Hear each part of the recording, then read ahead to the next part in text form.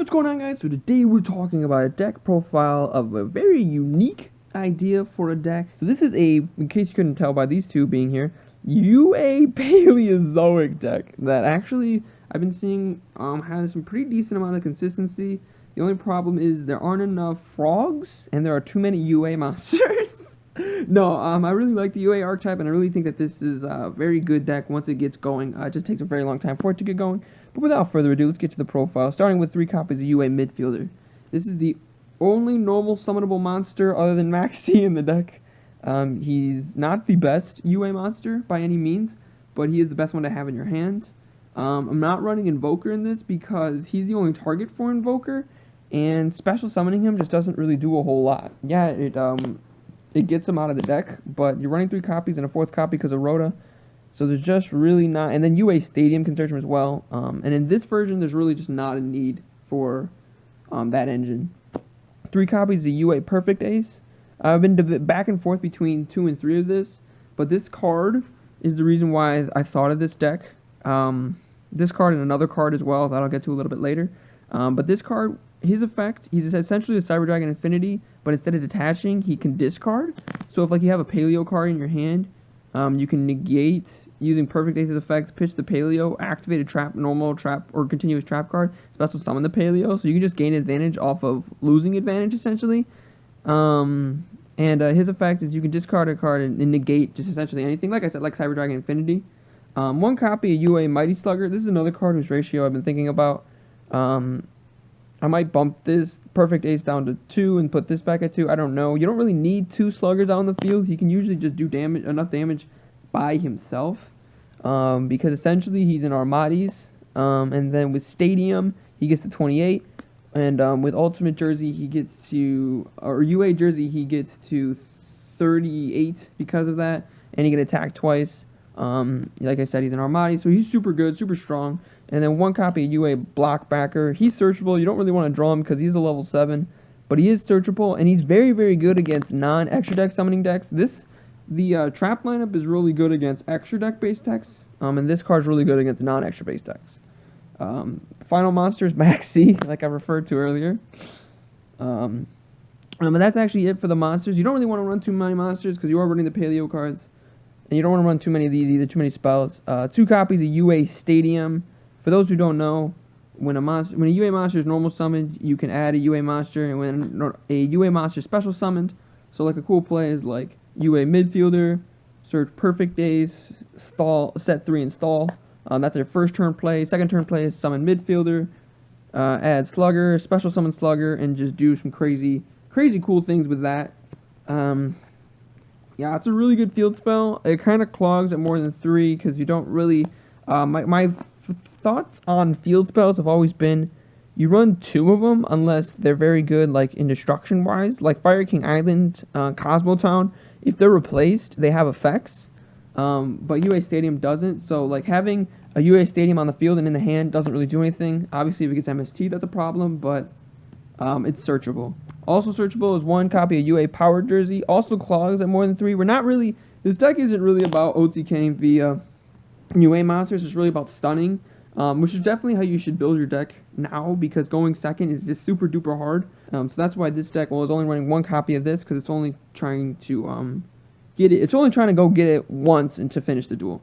1 Upstart for consistency, 1 Rhoda for consistency, and then with Spicy Tech is Reasoning. I don't actually think this is that spicy. A lot of the UA decks I've been seeing have ran this card. I'm not a huge fan of Reasoning and Max C. However, just Reasoning, they're going to call 4 if they don't know. They're going to call 5 if they do know what your deck is. So you're either going to get a free Midfielder or a free Blockbacker. But what's even better about Reasoning in this deck is that all the Paleozoics have graveyard effects. So you just mill a bunch of Paleozoics and special summon a UA monster for free. But that's it for the spells. Not too many of those. On to the traps. 3 Dynamiscus. 3 Canadia. 3 Olenoids. 1 copy Paleozoic Lean Sholia. Because we're not running the Frog engine, this card is a necessity. You might bump this up to 2, simply because we're not running the Frog engine. A lot of times these cards just end up there just for stalling purposes on the battlefield. So they end up getting banished a lot, so you end up putting them back a lot. This is a really good card. Puts cards back, he goes into the graveyard for fodder, so it's just really good.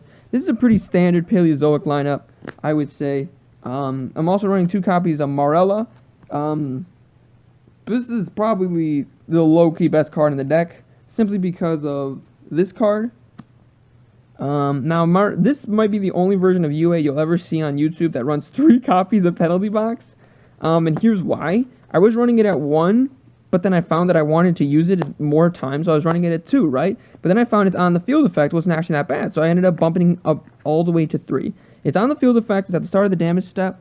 If a UA monster battles an opponent's monster, I can banish that monster to the second end phase, which is super strong in this game because it's super fast. Even though this deck itself isn't super fast, second end phase is such a long time, and if you banish an Xyz monster, then they lose their materials. If they had materials attached to it, that's super strong. But the main reason we're running these decks together is because Marella can sell in UA Penalty Box, and UA Penalty Box's second effect is you can banish this card from the graveyard, add 1 UA spell from your deck to your hand. That's why we're only running 3 copies of the UA spell, because we're running 3 copies of this trap card. So you just banish this card and add that. And even better thing about this is even if you draw multiples, if you have Paleozoics in the graveyard, because this is a continuous trap card, you can just flip it up and activate it without having, without your UA monster to be battling. So if, this card's in the graveyard, you can just flip this up, special summon this, and that's just free right there. So that's why I'm running 3 copies of Penalty Box. Probably going to get smashed in the comments for that. You can't run 3 copies, it's such a bad card.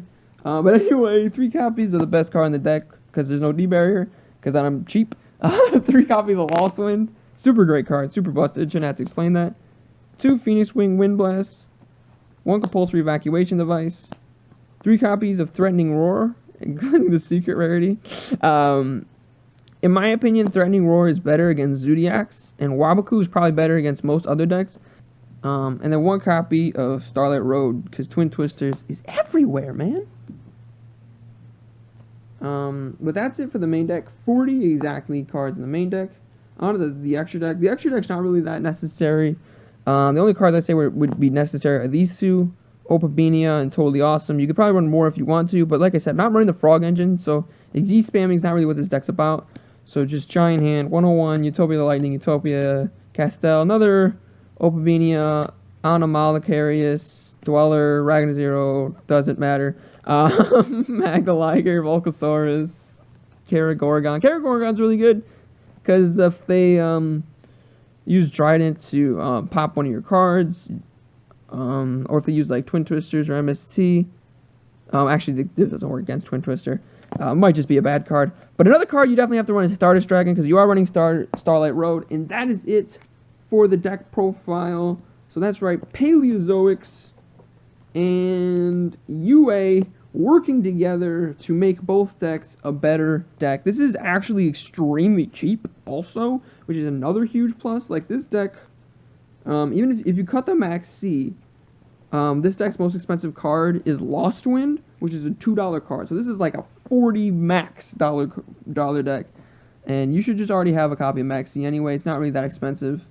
And you should already have Lost Winds and Upstarts, and everything else is just commons and rares, and just the extra deck is cheap. And obviously the Toad is really expensive, but you don't have to run Toad in this deck. He's actually not really that great in this deck anyway. So that's it for the deck profile. I hope you liked it. Hope you hit that like button, hit that subscribe button, and most importantly, have a good day.